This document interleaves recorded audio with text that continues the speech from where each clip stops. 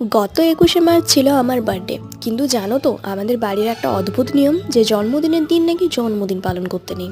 তো কে যে নিয়মটা বানিয়েছিল ভগবানই জানে। তাই আমার জন্মদিনটা পালন করা হয় তার পরের দিন, মানে ২২শে মার্চ। আর সেদিন সকাল থেকেই মা কিন্তু রান্না বান্নার আয়োজন আর পায়েসের আয়োজন করতে শুরু করে দিয়েছিল। বাঙালিদের জন্মদিনে কিন্তু পায়েসটাই মেন।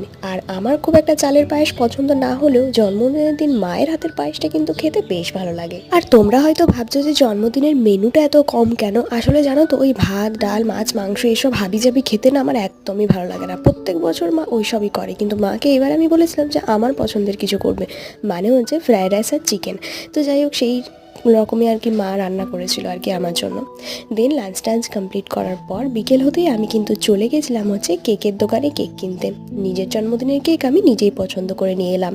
তারপর বাড়ি ফিরে একটু রেডি হলাম, জন্মদিন বলে কথা, না একটু সাজলে হয়। তো যাই হোক, এই ভিডিওটি এই পর্যন্তই। বাই।